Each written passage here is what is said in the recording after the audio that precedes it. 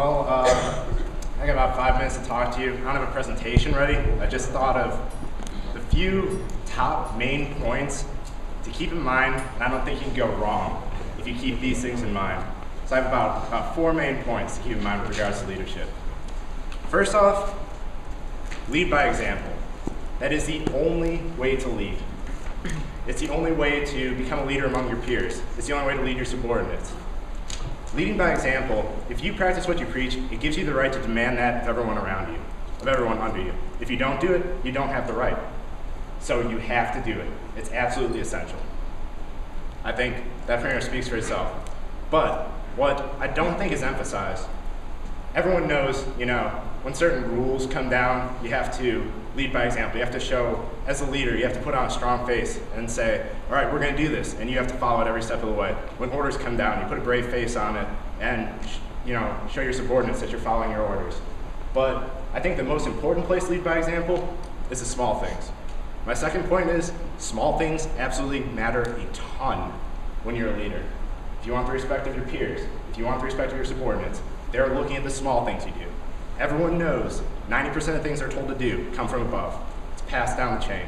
If you do the small things right, people are going to respect you for it. I have this book here. Has anyone seen this book? At least all the POC have. You get this book when you start the 300 class, and it's a book for the 400 class as well. I took this out of my bathroom. It's been sitting in there for over a year because I've reread it multiple times. It's a good book. The Armed Forces Officer. It talks about the different approaches that officers in every military branch take.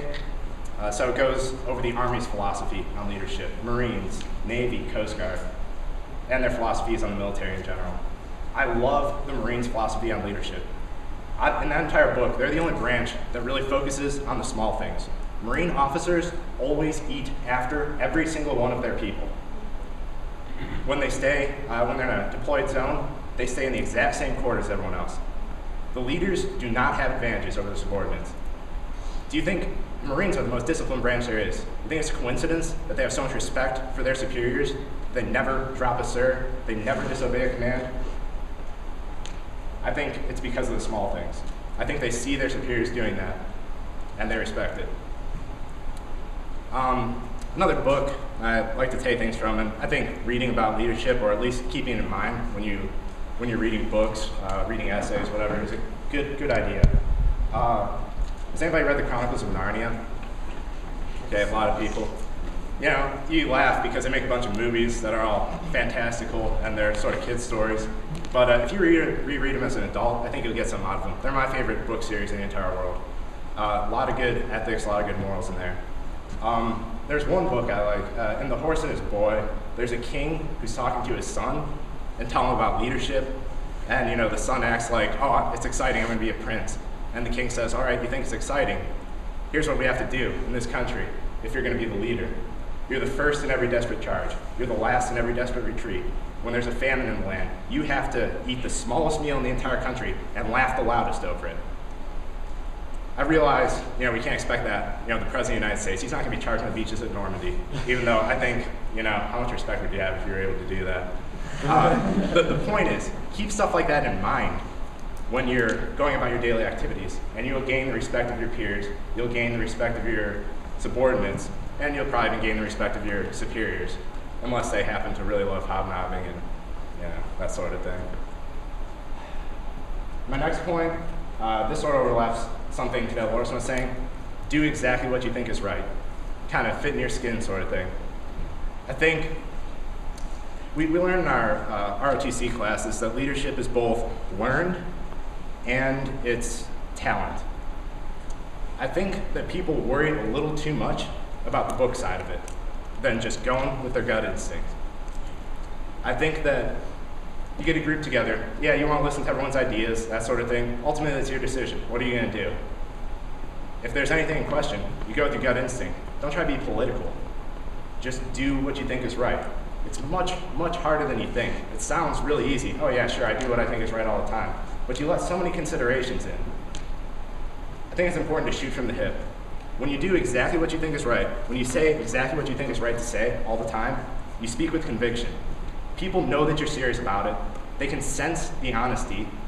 They sense that you're going to follow through on this, and they'll want to follow you. It motivates people. So just go with your gut. It's a really hard thing to work on. I'd say my biggest project with it was when I was a flight commander. I pulled all my 200s aside at the beginning of the rotation. I said, all right, I'm training you. I'm trying to train you to be leaders. I don't know if I'm a good leader. I haven't tried this flight commander thing yet.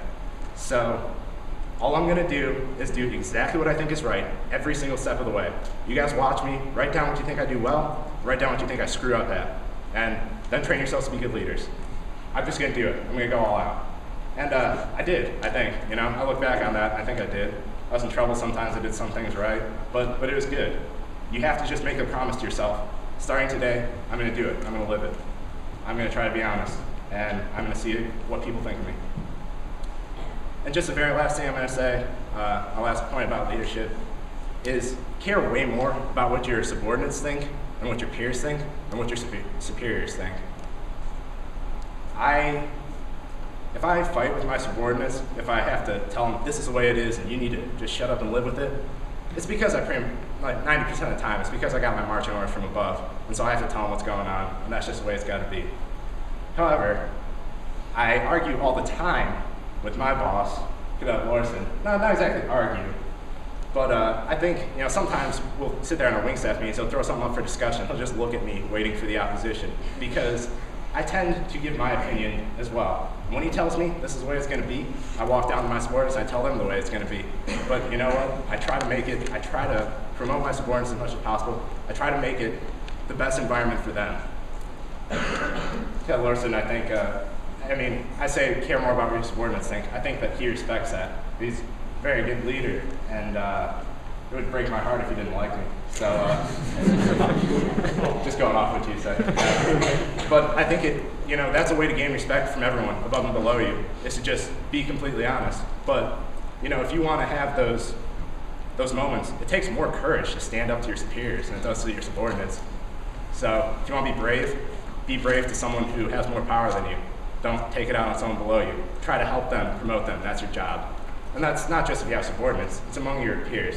When you put on a face for your flight commander, if you represent your flight for something, back up your flight. Don't say what your flight commander thinks he wants you to say. That's the way to gain respect. And I think all those things put together can make you a really good leader.